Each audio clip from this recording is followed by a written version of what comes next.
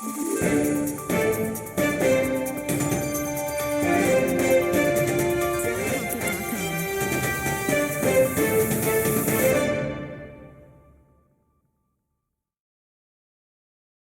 नमस्कार, मैं कौस्तुभ उपाध्याय।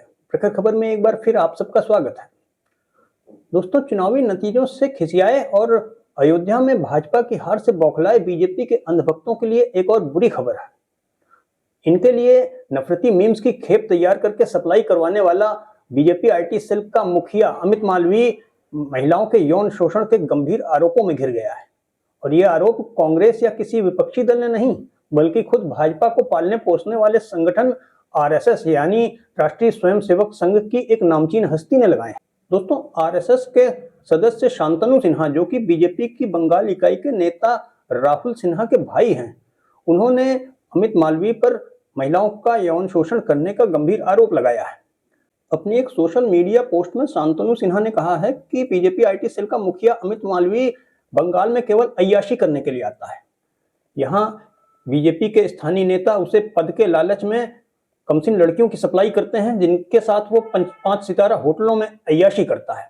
यही नहीं, उसका ये खेल भाजपा के दफ्तर में भी जारी रहता है और वो अपनी ये रंगरेलियां निर्बाध रूप से मनाता रहे, इसके लिए कार्यालय में भारी संख्या में केंद्रीय सुरक्षा बल भी तैनात है, ताकि अमित मालवीय बेरोक टोक अपनी इन शर्मनाक गतिविधियों को अंजाम देता रहे और उसे पकड़ा ना जा सके। मालवीय पर लगे इन गंभीर आरोपों को लेकर भाजपा पर अब तगड़ा हमला बोला जा रहा है। कांग्रेस की राष्ट्रीय प्रवक्ता सुप्रिया श्रीनेत ने भाजपा को आड़े हाथों लेते हुए कहा कि मालवीय पर ये आरोप लगाने वाला कोई और नहीं बल्कि भाजपा के ही सहायक संगठन आरएसएस का एक सम्मानित सदस्य है। तो अपने ही एक पदाधिकारी की बात सुनकर भाजपा इस मामले की निष्पक्ष जांच क्यों नहीं करवा रही है? क्या भाजपा को यह डर है कि जांच कराई गई तो और भी कई परतें खुलकर आएंगी? क्या इसका मतलब यह समझा जाए कि बीजेपी की आईटी सेल ऐसे ही दरिंदों से भरी हुई है? उन्होंने राष्ट्रीय महिला आयोग पर भी सवाल उठाते हुए कहा कि कहां सोया हुआ है महिला आयोग? वो स्वतः ही इस गंभीर मामले का संज्ञान क्यों नहीं लेता? बता दें कि इन गंभीर आरोपों के सामने आने के बाद बौखलाए अमित मालवीय ने सिन्हा पर पलटवार करते हुए उन्हें कानूनी नोटिस भेज दिया है। यही नहीं, उसने कांग्रेस और अन्य पार्टियों पर भी खींच निकालते हुए कहा है कि कांग्रेस और टीएमसी ने इन अपमानजनक आरोपों को लेकर प्रेस कॉन्फ्रेंस की थी। ये आरोप बेहद आपत्तिजनक और अपमानजनक हैं।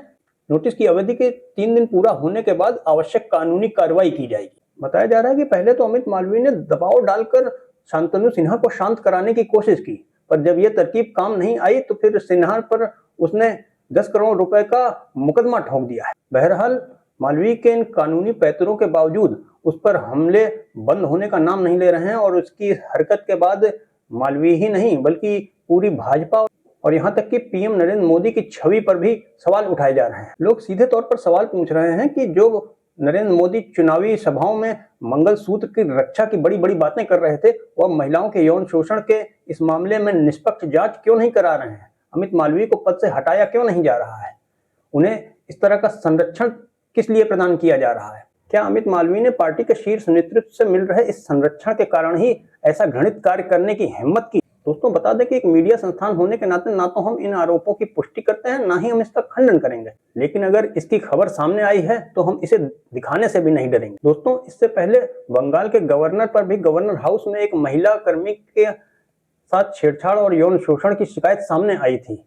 इसके बावजूद भाजपा ने इस मामले में भी कुछ नहीं किया। भाजपा के वरिष्ठ नेताओं पर एक के बाद एक लग रहे यौन शोषण इन गंभीर आरोपों के बाद भाजपा के समर्थकों से कुछ बोलते नहीं बन रहा है। खासतौर पर मालवीय पे लगे इन आरोपों के बाद तो बीजेपी आईटी सेल के गुर्गों से जवाब देते नहीं बन रहा है, ना ही उनके मैटर को कॉपी पेस्ट करके टेपने वाले अंधभक्तों से कुछ बोलते बन रहा है।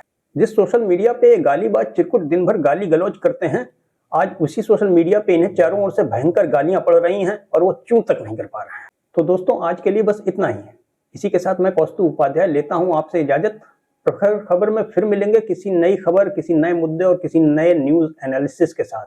और दोस्तों, आप अगर हमारे चैनल पर पहली बार आए हैं या अभी तक आपने हमारे चैनल को लाइक और सब्सक्राइब नहीं किया है, तो आपसे निवेदन है कि हमारे चैनल को तुरंत ही लाइक सब्सक्राइब कर लें, साथ ही बेल आइकन के घंटे को दबाकर नोटिफिकेशंस को भी ऑन कर लें, ताकि हमारे ताज़ा तरीन वीडियोस की जानकारी आपको तुरंत की तुरंत मिल सके और आप उन्हें देख सकें।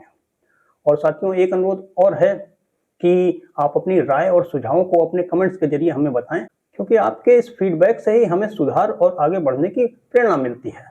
तो आपकी कीमती राय और सुझावों का हमें है बेसब्री से इंतजार। इसी के साथ आप सबको कौस्तुभ उपाध्याय का नमस्कार।